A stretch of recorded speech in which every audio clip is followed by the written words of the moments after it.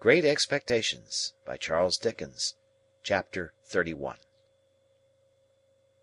On our arrival in Denmark, we found the king and queen of that country elevated in two armchairs on a kitchen table, holding a court.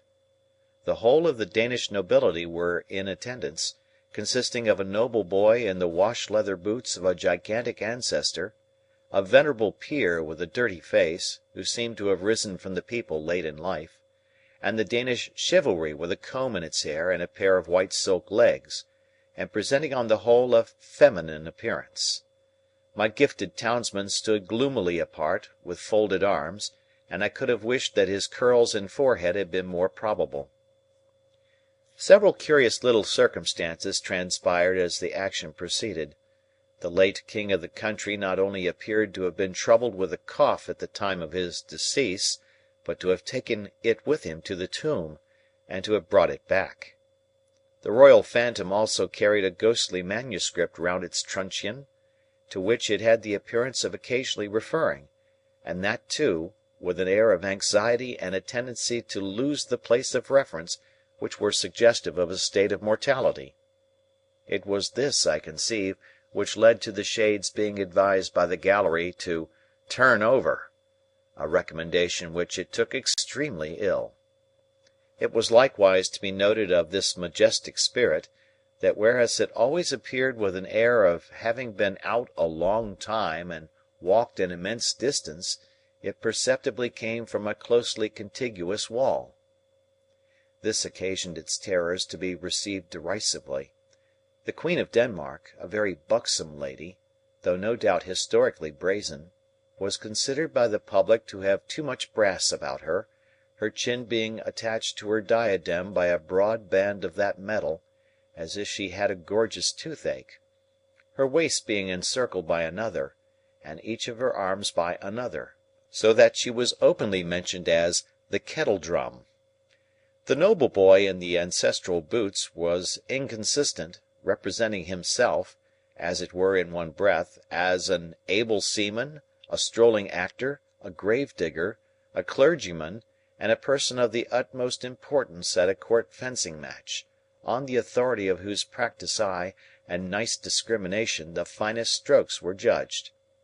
This gradually led to a want of toleration for him, and even, on his being detected in holy orders and declining to perform the funeral service, to the general indignation taking the form of nuts. Lastly, Ophelia was a prey to such slow musical madness, that when, in course of time, she had taken off her white muslin scarf, folded it up, and buried it, a sulky man who had been long cooling his impatient nose against an iron bar in the front row of the gallery, growled, "Now the baby's put to bed, let's have supper," which, to say the least of it, was out of keeping. Upon my unfortunate townsman all these incidents accumulated with playful effect. Whenever that undecided prince had to ask a question or state a doubt, the public helped him out with it. As, for example, on the question whether 'twas nobler in the mind to suffer, some roared yes, and some no, and some inclining to both opinions said toss up for it, and quite a debating society arose. When he asked what should such fellows as he do crawling between earth and heaven, he was encouraged with loud cries of "Hear, hear!" When he appeared with his stocking disordered, its disorder expressed, according to usage, by one very neat fold in the top, which I suppose to be always got up with a flat iron, a conversation took place in the gallery respecting the paleness of his leg, and whether it was occasioned by the turn the ghost had given him.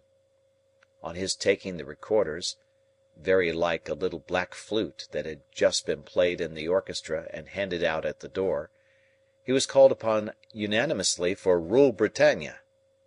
When he recommended the player not to saw the air thus, the sulky man said, "And don't you do it neither, you're a deal worse than him." And I grieve to add that peals of laughter greeted Mr. Wopsle on every one of these occasions.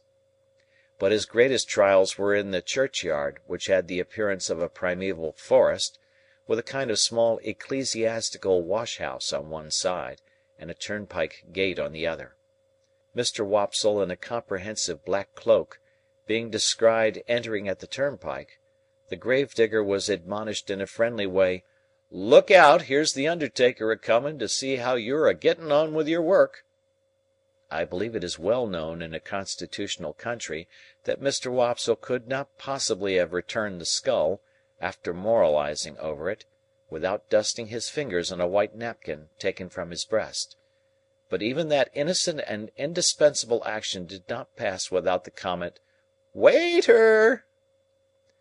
The arrival at the body for interment, in an empty black box with the lid tumbling open, was the signal for a general joy, which was much enhanced by the discovery, among the bearers, of an individual obnoxious to identification.